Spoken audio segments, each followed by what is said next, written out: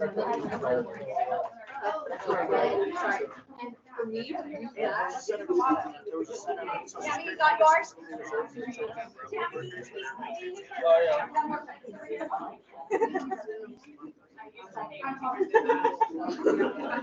Although some of it in her birthday, it was fun.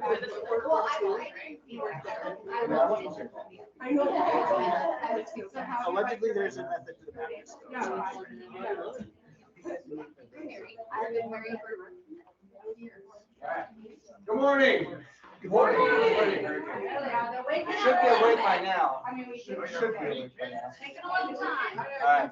So welcome to the Leadership It's Not Just a Title Position class. If this is not the one you're supposed to be in, there's one in the gym and one across the street. But if you're here for the leadership class, this is it. Welcome. Thanks, Glenn. My pleasure. I'm going to do that now. Just happy. So a quick housekeeping. Again, my name is Glenn. I will taking you through the opening part here. Housekeeping, if you're not familiar with this building, okay, if you're not familiar, restrooms, men's is on the west hallway right here outside those doors. Women's is on the east hallway, just outside these doors.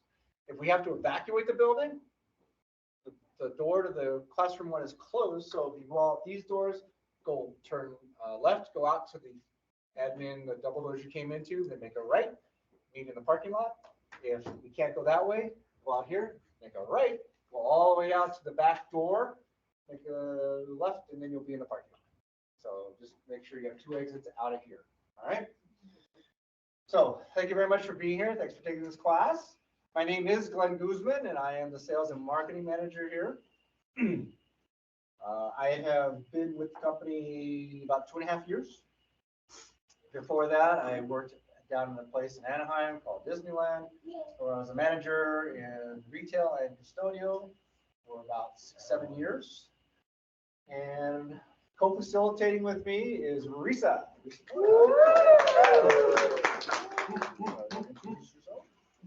I'm Risa Soda. I'm the Vice President of Finance, and I've been with the company for about 11 and a half years. And presenting with us also is your CEO, our CEO, Michaela. Yay! She'll go more into her bio during the presentation. So, all right. So we want to get to know you as well. So we'll take a few moments, just take a minute or so. We go around the room. Tell us your name, your location, so whether it be Idaho Falls or Rexburg, Salmon, your department, and why did you choose this class? We want to know. Okay. So we'll start on this side. We'll go with Josh and go around on the outside, come back through the middle, and then we'll hit outside. So Josh. Hello, my name's Josh. I'm from Idaho Falls, and I'm with Adult Life Skills. And I didn't know what classes there were. That was the first one on the list. Yeah, pretty much. There we go. I am Nancy Rockwood, and I am life skills instructor in Idaho Falls here. And why did you choose this college? Oh, because who doesn't love to learn about leadership? That's what I was going to say. Oh, okay. Michaela Sanders. I changed my position, so I'm a job coach on the workflow. I chose this class because I chose my class last minute, so I just chose them. Roll is left. Okay, very good. I'm Joni Marshall, and I work in Idaho Falls in the sewing lab, and I am a quasi type A personality, so knowing about leadership is a good thing. Very good. I'm Maylin Murcher. I am a production supervisor, and so we do the sewing and stuff. I chose this class so I can be a better manager and supervisor to my team so that I can further my education and get higher in the company. I'm Laura Clay. I'm a developmental specialist here in the Idaho Falls Life program. And I chose this class, well, number one, Risa was teaching it. But I was told like that was not a good answer last time. So I want to be a better mentor, and part of leadership is being a mentor. So I want to further my mentor skills, and that's. Awesome. I am Chrissy Johnson. I am a job coach here. And I chose this class because in my off time, I am my husband's accountant and I deal enough with financial. So I'm here. I'm Anna Ramos. I'm with the Life Skills and the classes were chosen for me.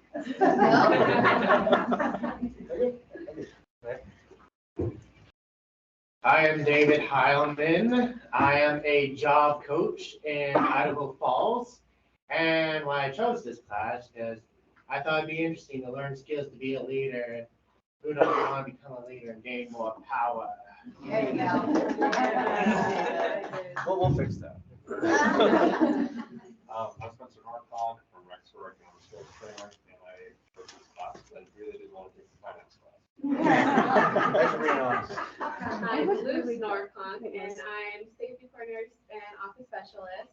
And I chose this class because I have to have some type of leadership skills with my safety coordinator job, so I thought this would be a great class to take. Great.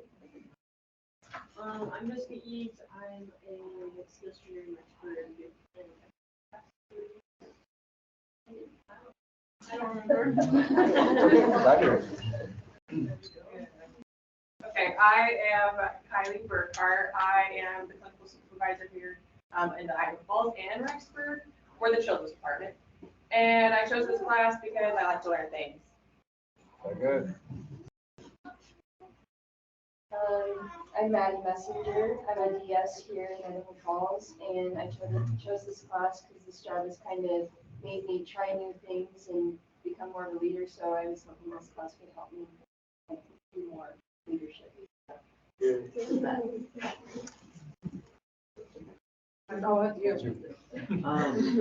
I'm Justin Summers. I'm a skills trainer here in Idaho Falls, and I was getting the choice on my first day and didn't know what else to choose.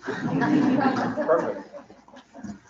I'm Tessa Merritt. I'm from the children's program, so I work in Rexford and Idaho Falls, and I thought it's always good to learn how to be a better leader in leadership, so that's why I chose this class. I'm Elaine Wentworth. I work here in Idaho Falls on the DOE Administrative Support Contract. And I chose this class because it sounded like a dynamic option. I like that. Hopefully we'll have to be fair. I'm the chancellor of Idaho Falls, I'm a account payable technician in the Kansas department. It just sounded like you're first take. I'm Sue Tabata. I'm a job coach here in Idaho Falls, and I took the class just to improve leadership skills. I'm Seth Kelly. I'm a quality assurance specialist and in Idaho Falls, and I took this class because I love leadership and also I really want to make an impact regardless of where I go. Hey Seth. Yeah.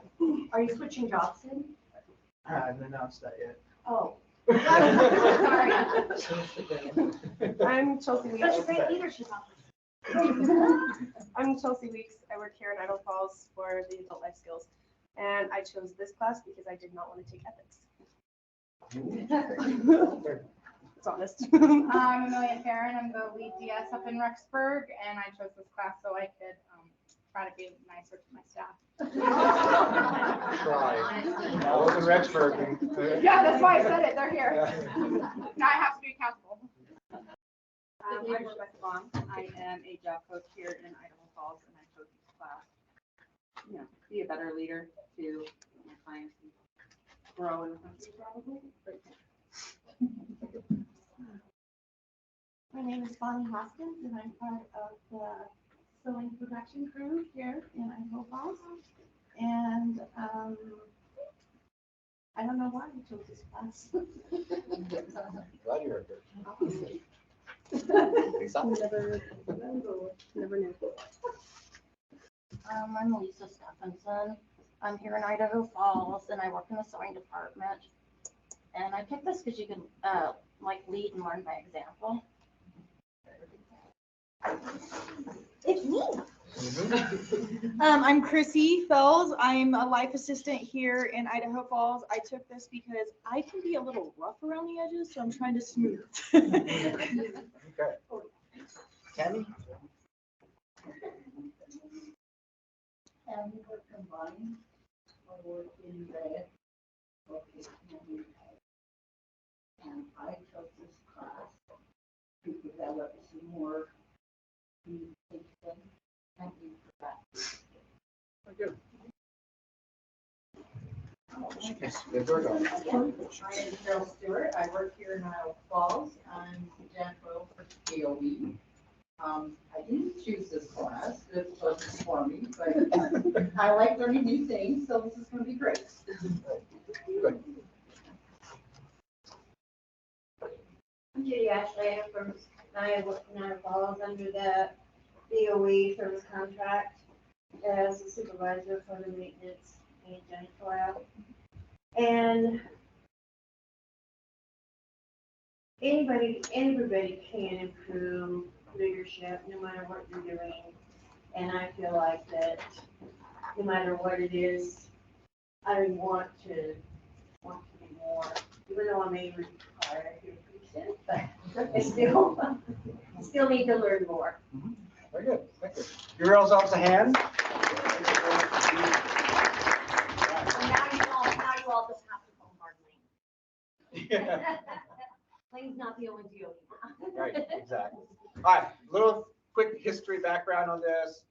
Did this sort of, my portion of it came from when we were teaching classes to our new leads at Disneyland. And it starts with the Heart of Leadership book. On the back of the sheet that you have, there are resources of all the books that we're going to be talking about. So you can always reference back to that. But a lot of this comes right from this book. Now, what does leadership look like, right? You know the iceberg. 10% of the success, they say, comes from your leadership skills, the behaviors that you see, such as people making decisions or giving direction, delegating, those types of things. Those are the behaviors that you see from somebody. If only 10% of your actual success in being a leader comes from that. So where does the other 90% come from? Knowing how to touch the screen. 90% is determined by your characteristics. It's your behavior. It's the whys that you're doing them from. That's where 90% of the success of leaders comes from. What you don't see. Okay? Now, again, this is the crux of the book, the acronym HEART. So on your sheets, you have that. Do you have a sheet? So very quickly, we're going to kind of go through this heart of leadership. So again, hunger for wisdom. A lot of you said you wanted here to learn more. That's exactly what this is about.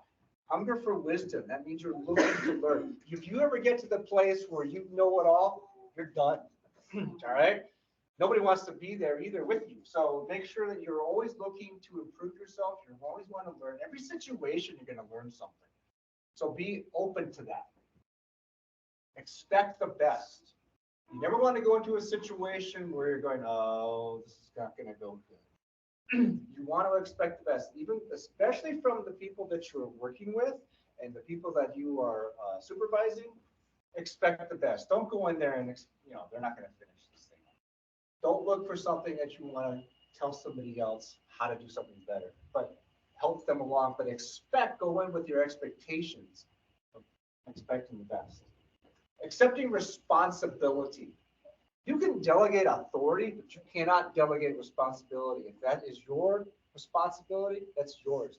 If the people that you're working with are struggling, it's your responsibility to help them and to give them the tools to be able to be successful.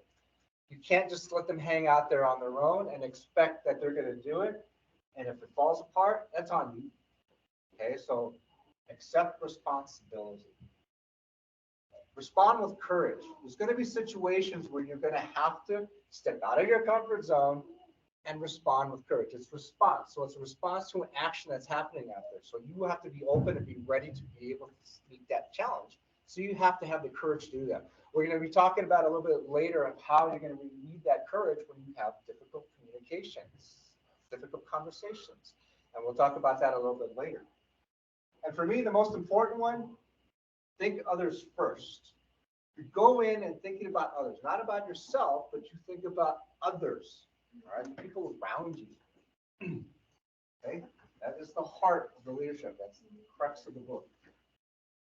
So we're going to break up into about groups of 3 or 4, okay? I want you to brainstorm some list of behaviors. Again, we talked about the 10%. These are the behaviors that you see in others that signal someone is truly interested in you, okay, as a person.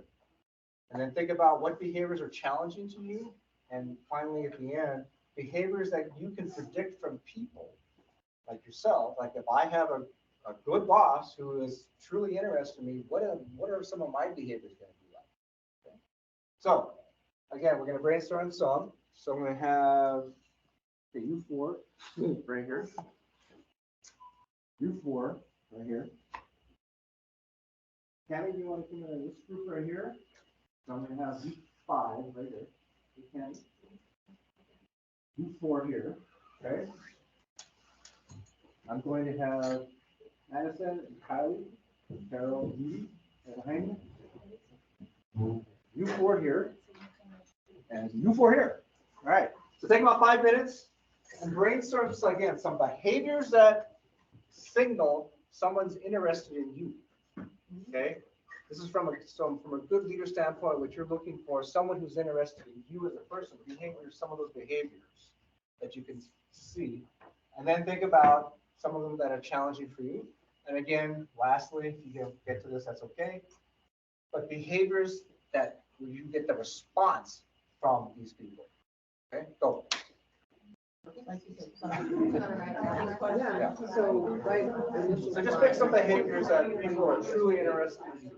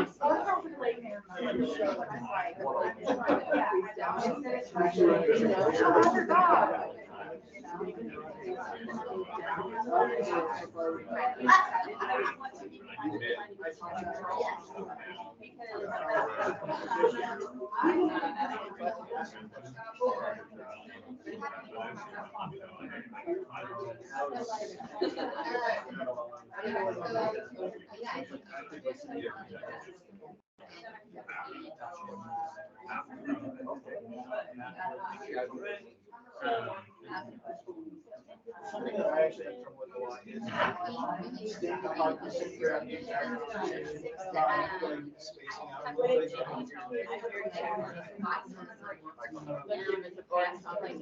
Yeah, or we can but I feel like that really goes a long way too. Like even if the personality is still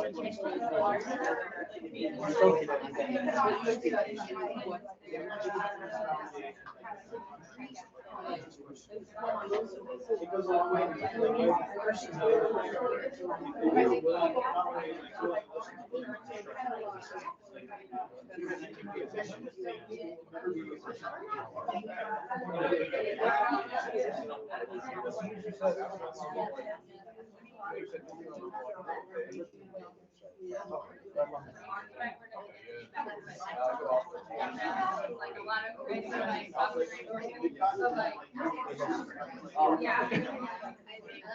Everything except for the weather. It's hard. I have a 1800,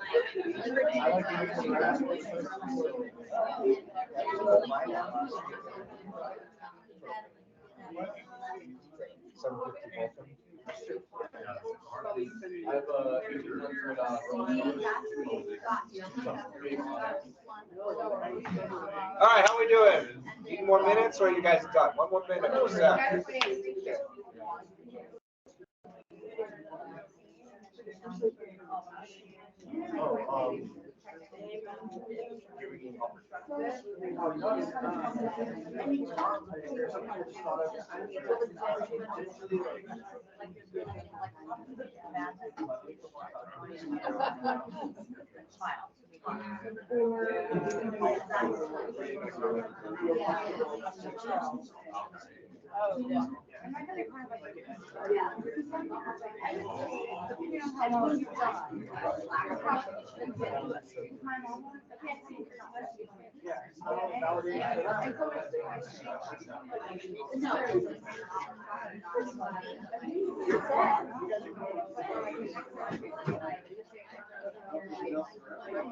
Oh yeah, oh yeah.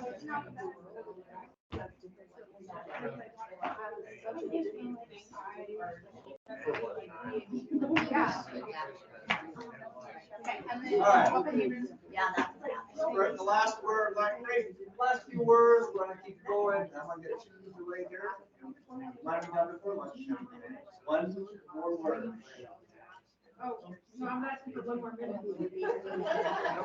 One more word. One more word?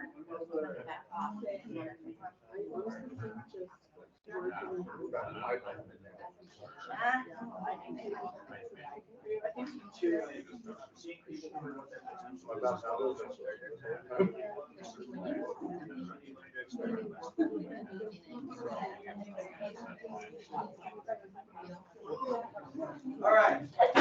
Bless you. All right, I can appreciate you guys getting into this. I mean, this is great. If you want to get together afterwards and just dive deeper into it, super. We want to keep going though. Okay, it's important that we stay on time. Respect your time, but we have lunch coming. All right, so throw out any behaviors that you could tell from somebody who is truly interested. Eye contact. Eye contact. Ask questions. Ask them personal questions. What body language? Body language. Body language. Not a body language. Open. What kind of body language? Open. Yeah. Like asking small questions, like about your life. Type inquiring. Opportunities. Oh, inquiring. How opportunity? How, what's the action? Think about an action. To either shut it down or expand the conversation.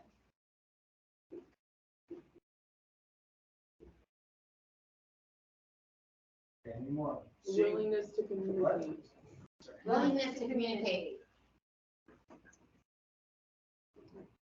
What'd you say, Dad? Oh, seeing both people's potential and also what they're currently capable of, so that you can help them expand their reach.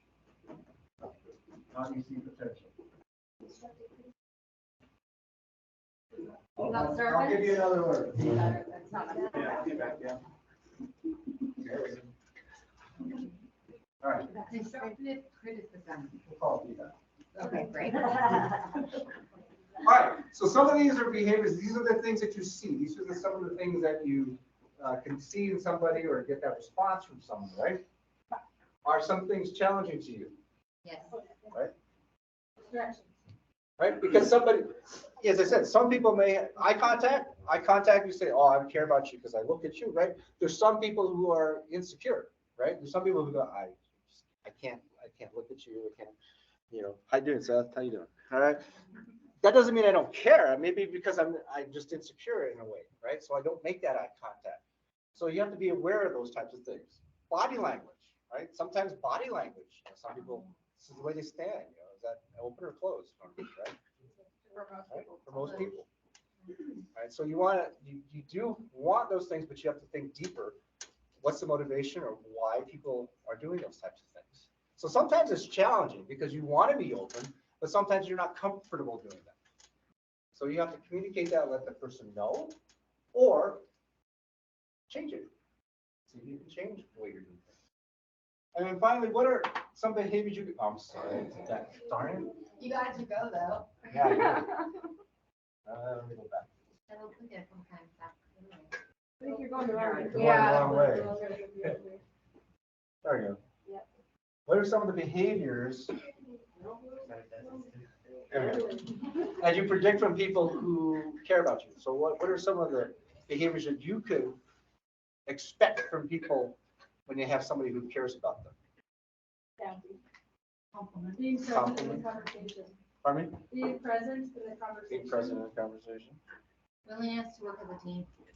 Willingness. Approachable. Yeah.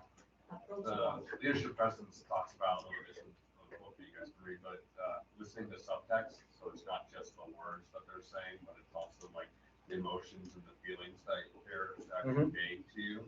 And then that way, when you're doing the active listening, you would then convey those same emotions that they didn't say back to them and being able to respond to them. So you want to listen for them. Being responsive. Yeah, really listening. Okay. All right, so we want to make sure that we want to get the best out of the people we work with, the people we supervise. So we want to give them that opportunity to do that, to respond. So that's why we make sure how we're presenting information and how we're communicating, because we want to be that model, right? You want your leaders to model that behavior to you, because you want to be, you want to be like your leader, and so you want your leader to be that type of leader, not one that's just going to tell you what to do all the time, right? How many of us have had a leader who just told us what to do? Didn't really care, right? I'm sure there's more. Forget Michaela's in the room, right? Okay. All right. I'm going to show you a quick video. Simon Sinek, I love listening to him. This is a video from about 7, 8 years ago. It talks about leaders and why good leaders make you feel safe. So, if I can do this right. So if you're approachable and not so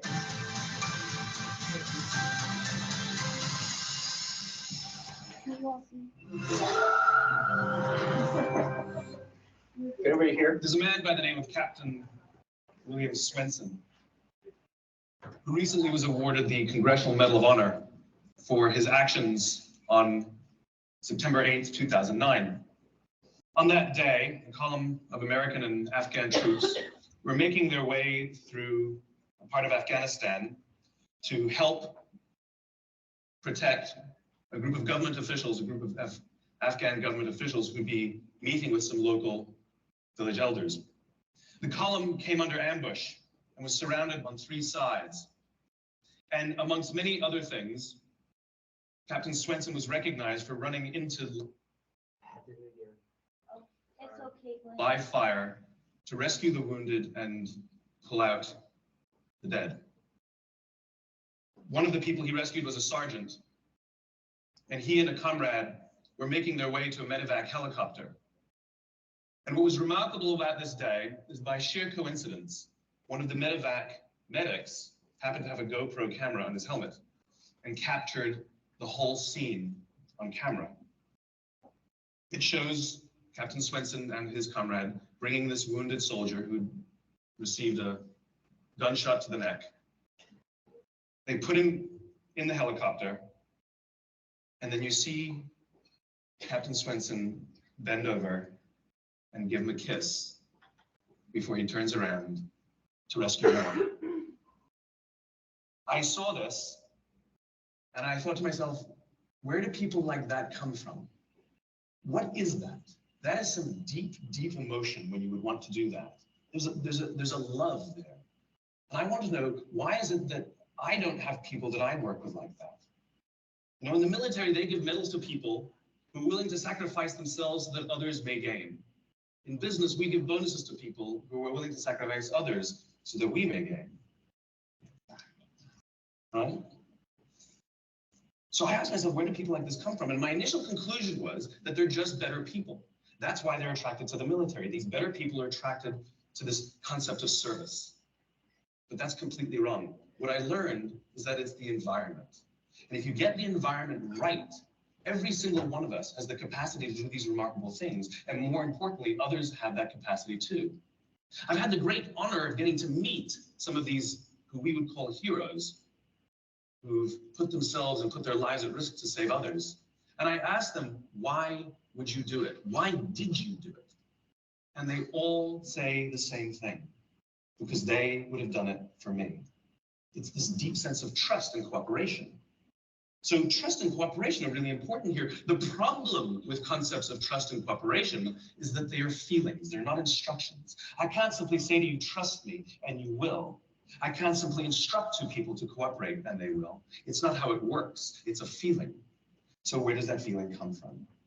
If you go back 50,000 years to the Paleolithic era, to the early days of Homo sapien, what we find is that the world was filled with danger.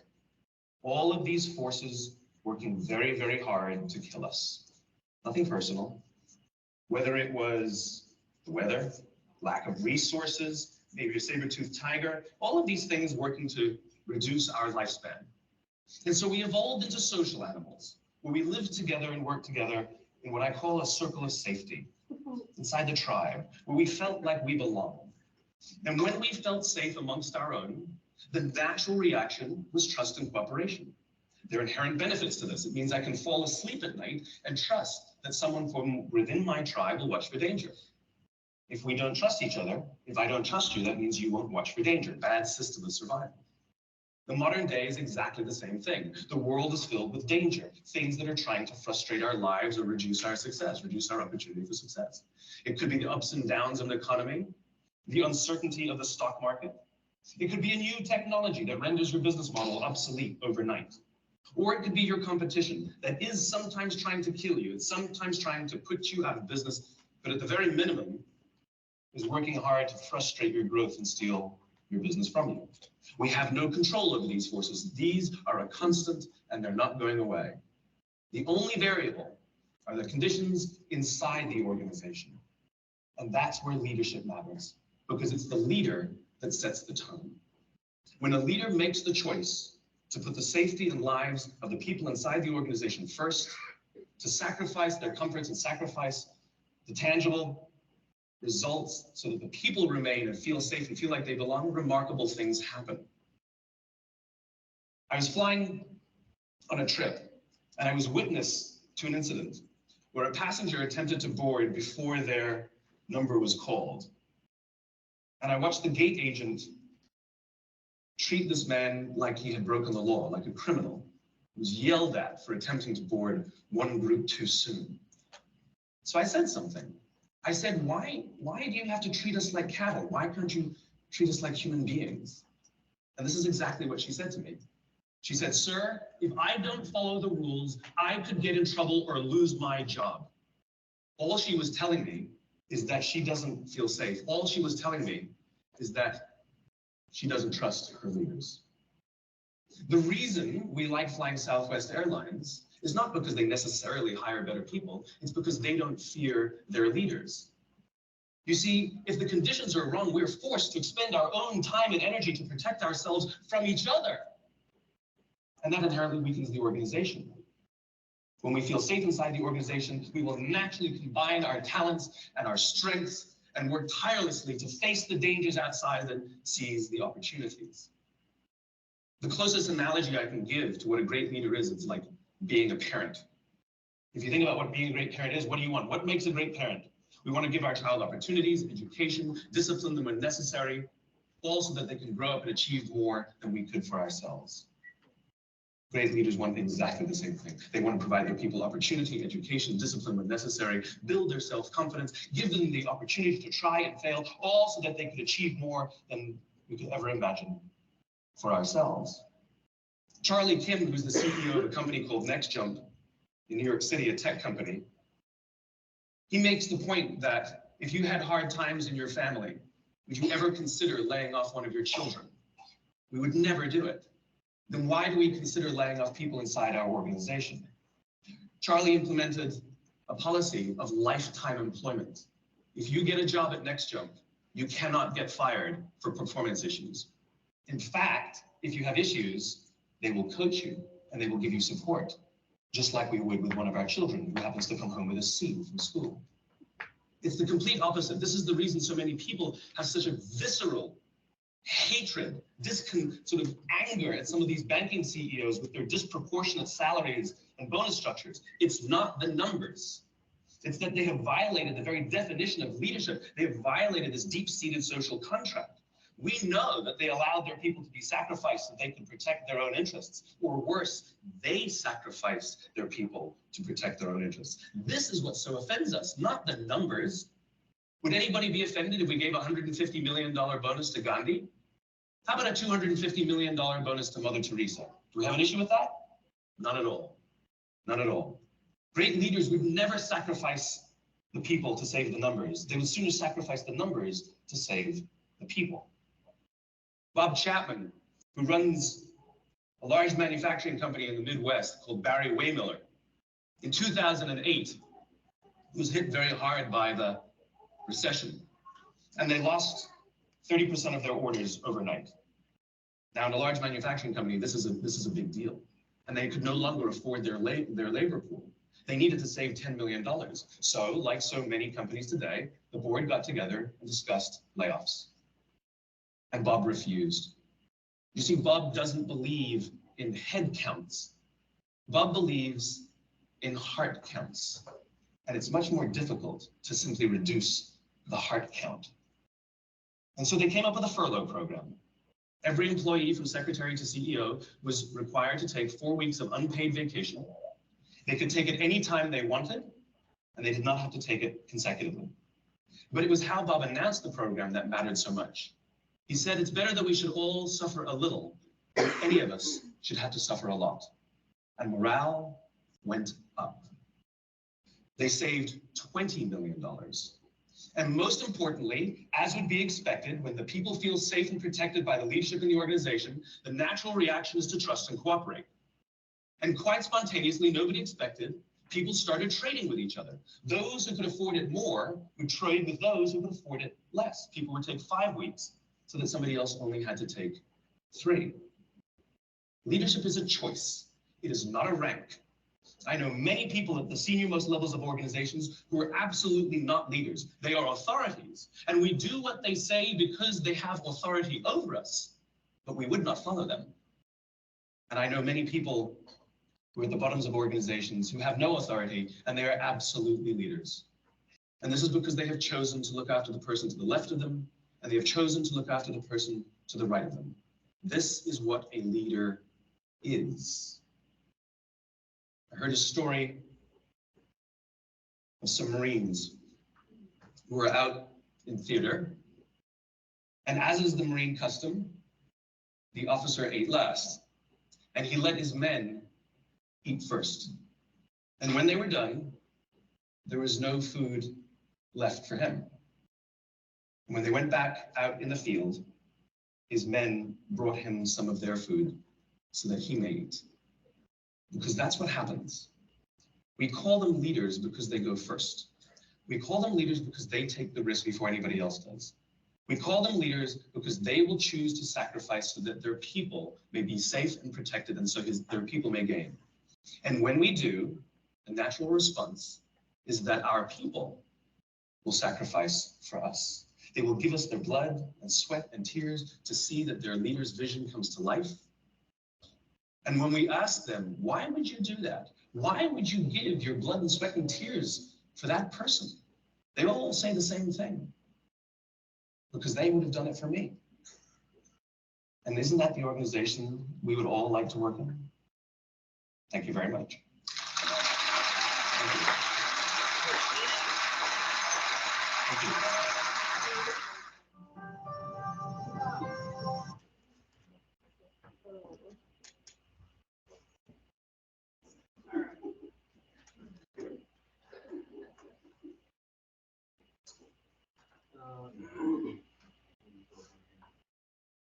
What do you think? Simon Sinek, it's actually on your resources, that particular one, and I will also suggest his book, which I listed there too. That was why.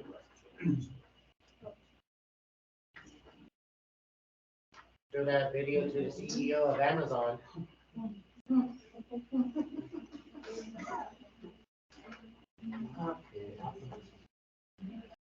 There you go.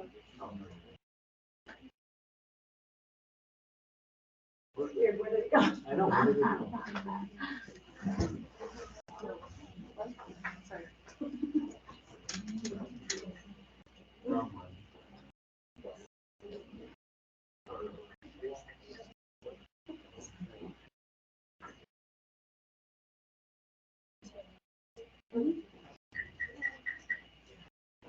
Talk amongst yourselves for a second. Can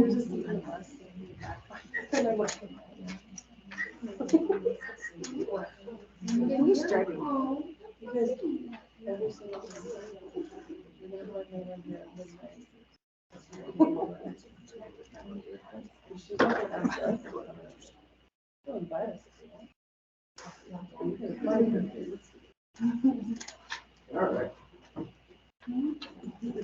All right, so thank you very much. Now I'm going to introduce our CEO, Michaela, take us to the next section. Okay, so you all know me as who I am in this company, but I know some of you are newer, so this is kind of just a brief thing to feed into this, but to also kind of give you more explanation of who I am and how I got here. So currently, I am the CEO since 2019, but I started my career with DWI in 2005, and I actually was the developmental specialist in our Salmon location. So I started out as a Salmon developmental specialist. About a year into it, I took over the position as the director for that site. So I oversaw the entire location.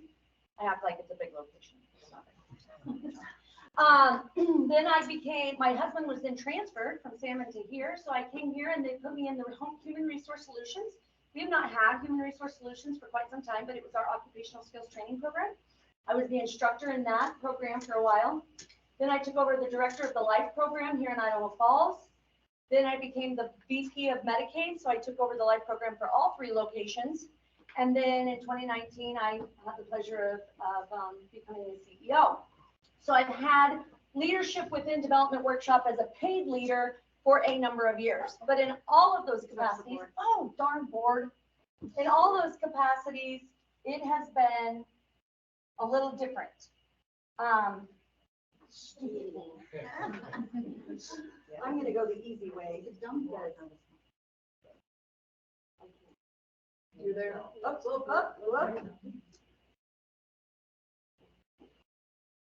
Very sensitive. Okay. So these are paid positions, obviously, that I've had over the years. But then in my spare time, these are things that I currently do. So I've been a Civitan Club. I've been a member of the Civitan Club of Idaho Falls since 2013, about 10 years. I've served as a member of the club. I've served on the board of directors. I've been the secretary, a vice president, and a past president. Then I was part of a club builder for the Hearts and Hands Civitan Club, which is a special needs Civitan Club. So I've been a representative of that club. I currently serve as the club treasurer and a member. And my husband and I developed the Shining Star Civitan Club, which is a junior Civitan group. I've been a club representative for that club. I also serve as a board of directors for Transitional Living Center. I serve as a representative for the Nonprofit Alliance Coalition, and I currently serve as a community advisory committee member for the Center of Disabilities and Human Development at the University of Idaho. These are all volunteer positions. This is unusual. This is not normal. Most people do not expend themselves to this capacity, but the point of it is that as a leader, it can look different for every person. This is how I choose to spend my time as a leader, but that doesn't mean anybody else is less of a leader than I am, because we all choose to spend it the way we want to. I get great gratification in spending my time with all of these. Obviously, I'm a mother of 2, a 16-year-old, a 12-year-old, and I'm a wife. And then also, some of you may know, Hanai Bertel is a client with us. She lives in our home. She is the sister to my husband. So my life's very chaotic, and that's okay. That's how I choose to live that life. But the point is too, is that as a paid leader or as a non-paid leader, it all encompasses the same attributes and the same characteristics. And I have a handout that I'm going to share. Go ahead and take them and pass them around. That kind of talk about the importance of being a successful leader. So how does my experience as a leader look different? It's simply engagement. Engaging at a level that I choose to engage in. That's the only thing that makes me different as a leader, because we're all leaders or can be. I once watched a video or read a book. I read a lot of self-help books, and it talked about how, we always, a lot of times people say, oh, we're like a family. But we're really not like a family. We're more like a community, because I would not treat you the way I treat my family. I would not ground you for something you did wrong. I would not take away your cell phone if you weren't doing your homework, right? So in a community environment, though, we treat each other like we treat the rest of the community. There are times we don't treat people nicely. They may make us mad, but for the most part, we're more like a community.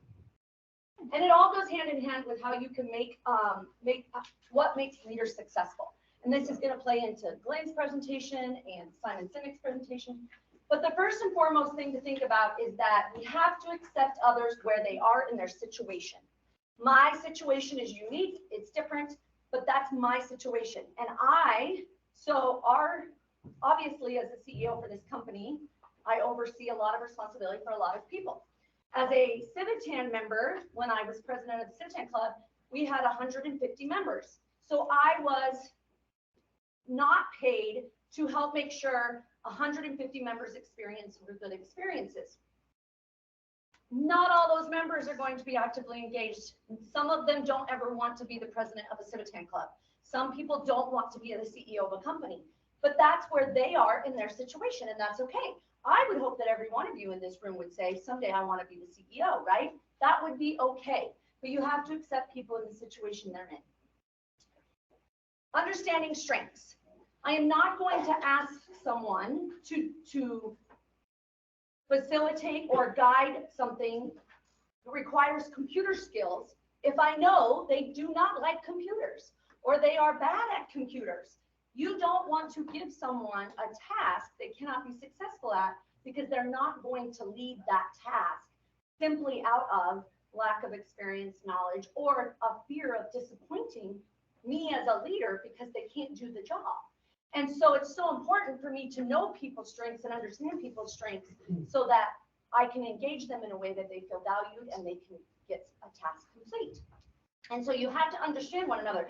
You all work with people. You're not going to ask someone next to you to do something that they can't do. And so you have to know who's really good at what, right? And then that's how they're going to feel like, well, they understand me. Just like we talked about, understanding people, you understand what they're good at. Really importantly is to talk to each other, talk with each other, but don't talk at each other. So when we talk to one another and we treat each other like so Civitans have a creed. The one thing on the Civitan creed is the golden rule is to treat people the way you want to be treated. And it is simply that. And talking with people and talking to each other goes so much further than when you talk at people. Because nobody likes to be talked at to, right? It's just not comfortable. We give others the benefit of the doubt. I am extremely compassionate about not judging people's motives. I know that every single one of you in this room would never come to work every day wanting to sabotage someone's day. We never have those intentions, right? So you want to assume honest and healthy motives, but you never know what someone's going through on any given day. I'm a morning person. I can get up and go and be fine, but I can walk into a room and tell what people are maybe not morning people. I can't expect a lot out of someone who's not a morning person, right? So I need to give them some time. So I know they're not in there to make my life miserable. I just know they're not morning people. So I can't expect a lot from them. So we all have to assume honest and healthy motives. Most people like peace and order. Some prefer chaos. I am your chaos, okay? My life is chaos. And I can't expect that everybody can work the way I work, okay? And that's okay. People know that about me. If you work closely with me, you know I'm pure chaos most of the time. But if I expect someone to come into my world of chaos and be productive, I have a very bad expectation because that would not be fair, right? It kind of goes to, I just thought of something else, and it's not necessarily chaos, but also going back to the motives, is that as a wife, right, we set these expectations for people. Once you set an expectation, you're only failing yourself, right? If I'm on my way home every night and I'm like, I'm so excited to go home and have the dishes done and the house clean, I have just set myself up for failure because that's not going to happen, right? I set that expectation for myself. I didn't give probably clear instructions that would be my expectation. It's the same in our work environment. You can't expect people to work or know what you want, and then they fail, but it's your own fault, right? So those healthy motives. Pick apart issues, don't pick apart people. It all goes back to that same thing. As a person, people are not there to fail on purpose or to not do a good job, but maybe it's the process, right? So in the last session, we had Christy Clute, she's our payroll person. She does not like chaos, let me tell you. She's a very organized person. And when we all are coming at her at payroll week and all the time cards aren't right, she has a hard time. She's not going to come to me necessarily and pick me apart, but it's the process in which I turned those time cards in that made it not good, which then made her job difficult, right? So she is going to come to me about the process and how I didn't follow through with the process, not that I am incapable of doing my job, right? So it's not people, it's processes, and maybe the process isn't working and something needs to be fixed within the process. Process matters because directives, transparency, communication, that's all in the process. So if the process isn't good, how can we do a job that the process doesn't work, right? It also helps too, if the process isn't good, you guys have to come to us and say, you know, this process isn't working because you're living it, right? And so if you come to us and say this process isn't good, it gives us an opportunity to assess the process and to figure out how to make it work, right? We constantly are talking about our policies and our procedures. They're always evolving because we write them and we think they're perfect, and then something will happen and someone will use it and they'll go, what were we thinking when we wrote that? And then we're constantly evolving it. So the process does matter. And all I can fully represent is my position. I can only represent me. I can't represent anybody else, and I can't set undue expectations of other people, right? I've had conversations with skills trainers before who come in and they're go-getters and they go and they go and they go. And then they're like, well, why is no one else doing that? And I'm like, because no one else works like that. No one runs around with the chicken with their head cut off all the time like you do. That's okay. But you have to meet them where they are, right? So leadership is about those attributes. It's about you as a person, but it's also looking into people as who they are as people, where their leadership role lies, and where they want to go. We know that not everybody wants to be the CEO, and that's okay. But how can we make the best leaders you are in the position that you want to be in and where you are now and help you grow? How can we do that so that you feel valued and that you can grow in your position? And maybe someday, maybe you don't know. Right now you're good with where you're at. And then something happens in your life and you're like, wow, I think I could do more. So you can move on. So that's my representation of a leader and how it can look different for different people.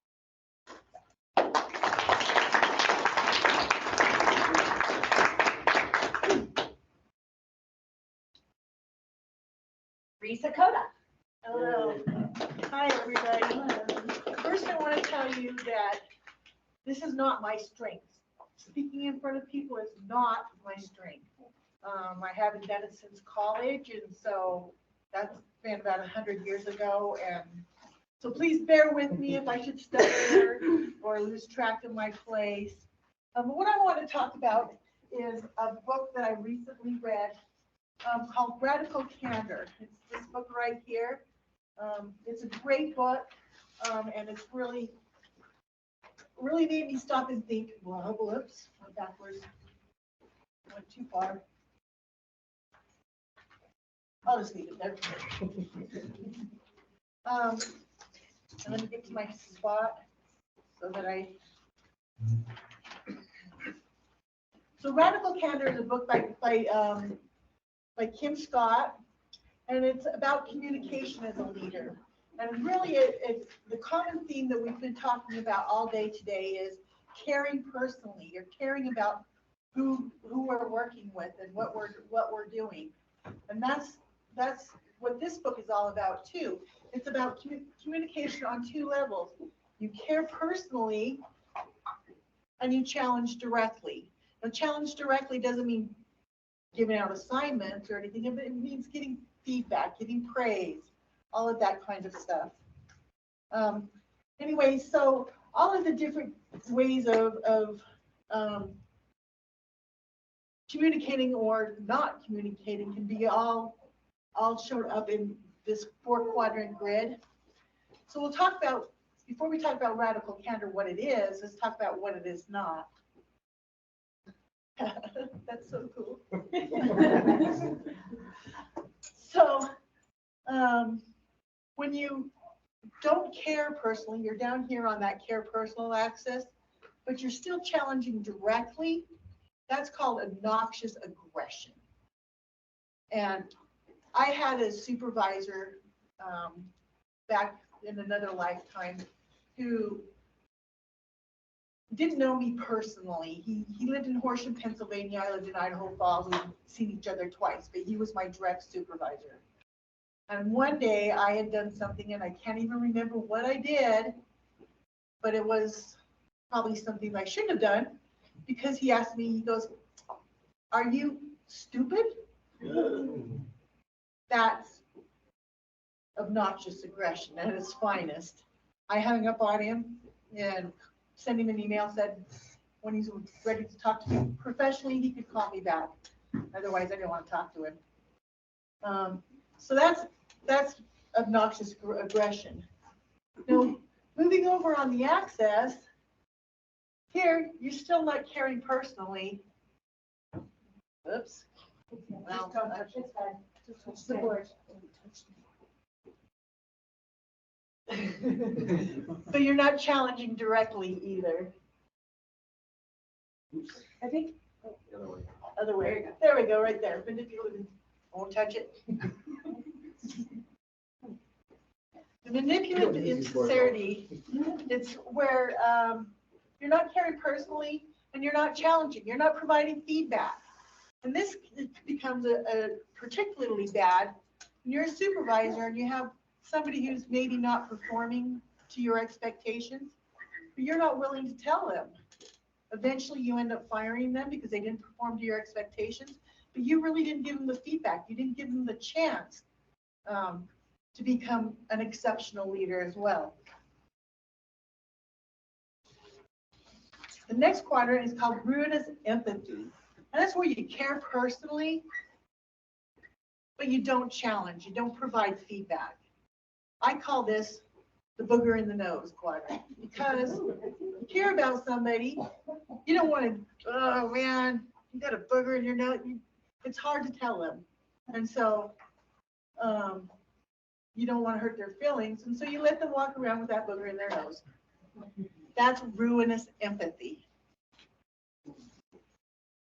So what Radical Candor is when you care personally and you challenge directly.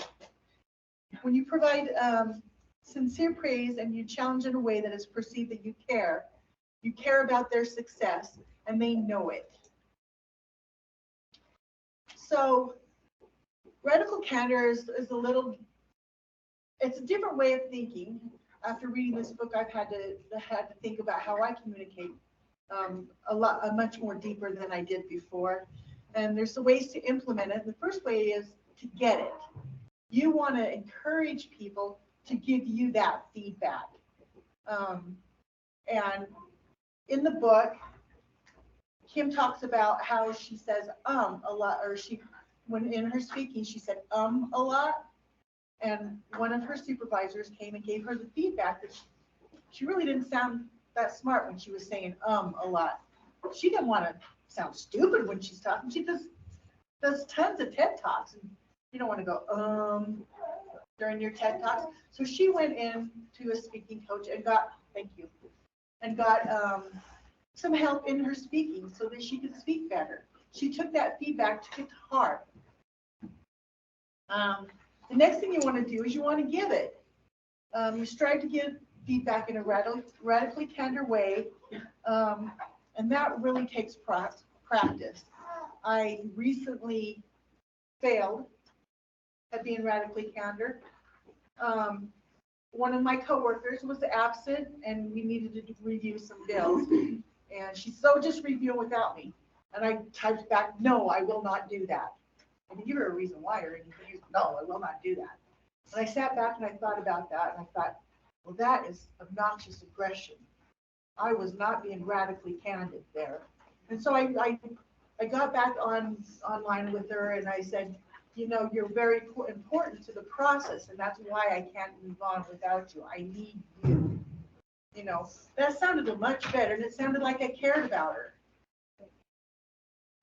Finally, you want to gauge it. And you don't want to gauge it from what comes out of your mouth. You want to gauge it from the listener's ear. You want to see how they're taking your feedback. If you see that they're maybe getting agitated or getting upset, you want to move up on that care personal line. If you see that they're maybe not hearing what you're saying, you might want to move out on that the feedback line. I just lost my thought. Sorry about that.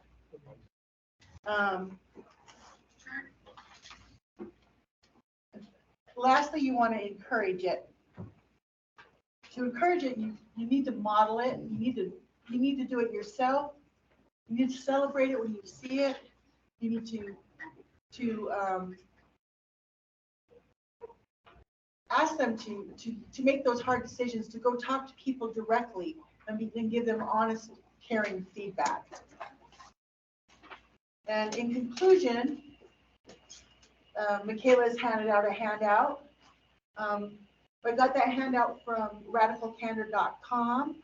It is a really good resource for this book here. If you happen to read the book and you want some more training on it, radicalcandor.com is the place to go.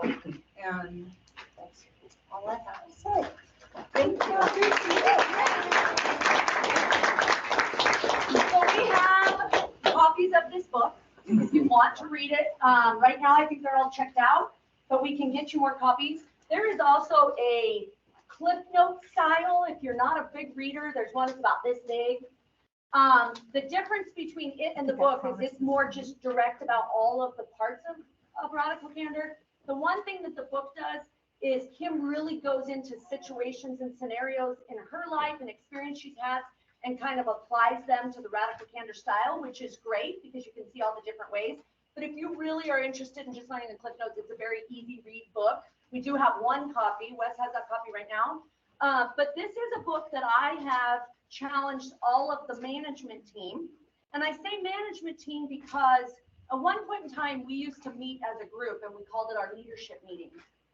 And then I said to myself, why would I call it leadership meeting in the fear that you all may see it and go, well, why am I not in that group? I'm a leader, right? So we've since switched that to management because it's just about managing people. But leadership really is a community thing that us as an organization can strive to be as each individual person is to be a leader. And so if you want more on that and you don't want to read the book, I certainly encourage you just to go out and get that little short reader, or we can lend out the one we have. But there is also a YouTube video she has. We will get that sent out in an email because the YouTube video is very easy to read or very easy to watch, and it tells you a lot, and it will give you the general gist of this. But I do believe that we, as working with people every day, have to do better with that communication of one another. And if we take all the things you learned today and you use Radical Candor, you will make progress with people, because we do get, from time to time, we have to communicate in difficult situations. Would this be something that could work out well in a group setting with our clients? Oh, absolutely. Go over the book. You know, guys, that's the thing about our lives and the job that we do. Everything we do can be applicable to what we talk and we teach with the people we serve, right? You are models for behavior and action, so everything you do, they model or they learn from. So if you're doing this and they see you talking to a coworker using radical candor or using your leadership traits, they will mimic those types of behaviors. So absolutely, everything you can. Today's about you, but everything you learn today, you can take back and use as well. So we hope to equip your toolbox with personal growth and professional. Yep, so today was more of an introduction, but we tried to give you a little foundation, some of the whys, some of the real life experiences, and some tools, and a tool to be able to go out and do it. So just wrapping up, is there one thing that you will use from the session, or is there something you wish we discussed at length for next time? And was it useful to you? Oh, do you want me to answer? Sure. Oh, it I'm was great, sorry. guys. You guys did a Maybe I didn't great communicate job. well. We were looking for. I loved to, I just wrote down some of the stuff that you guys went through in the TED Talk and whatnot. And there are some things I'm definitely gonna be looking at, and trying to implement into my leadership skills with my team so that I can become better. And I've learned a lot about what I need to focus on and my strengths I need to, or the lack of strength that I have that I need to get. Yes, Nancy. I've never heard leadership being mentioned as a choice in this context. So I love the fact that, because I read books on leadership and when I read like reading sideways, you don't have to read from the top down, right? So leadership is a choice. I love that. Well, I really appreciated when it stated, the leadership, or good leaders choose first, they don't necessarily go first. So they're willing to take the risk, but that doesn't necessarily mean that that's going to benefit them. Their goal is to benefit the whole. Right. Take care of your team. Now, I like leadership is creating that trust and that safety in order to lead people with you. Without that trust and safety, how can you expect people to go along with you? I really appreciated that quite a bit. And that was, not just in the TED Talk, but along with the whole, everyone speaking today. David. I like the part where it's like the guy talked about the heart count and not the head count. There's like so many times I see like things of CEOs like that guy of Amazon. It's like every employee is just a number, not a person. It's like you are getting no work breaks at all, or something like that. It's like I kept you having a bathroom breaker. And, like kind of work with employees with phones and stuff. Right. If it was just to give you a different pivot of how you see leadership or how you come across as being a leader, that's really what this was about. Hopefully it's something that you hadn't heard before. As I said, we hunger for wisdom, so we're always looking to continue our learning process on. So we want to thank you for being here and choosing this class. And by choosing this class, we have a few little gifts. Possible prizes to be won. Not lottery tickets, are they? No. This is ethical. Justin Summers. Yay. It is random. Love it. Lisa. No laughing, she's the only one. Here, raise your hand. There you go. And Joni Marshall. So intense. Yeah, nice job. All right, guys, the other group may not be completely done yet, so be respectful of them. If you guys want to go ahead, and I know you have your stuff with you, but if they're not done yet and you want to go to the lunch line and kind of get started, you're going to go around this hallway, all the way around here. The lunch line is over there, and then you'll go into the gym. So, does he have it going backwards? Go this way. Oh, okay, so let's go the other way. Okay, so those guys should be getting done soon, so just be respectful of them. Slowly, quietly go into the gym. Ethically, respectfully go into the gym and then. I'm sure there is an audio. Isn't there an audio? Oh, yes, you can get it on Libby, you can, yeah. I'm sure Amazon. Yes.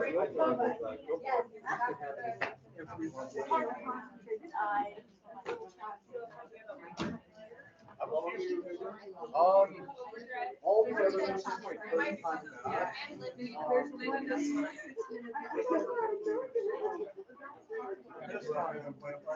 Yeah.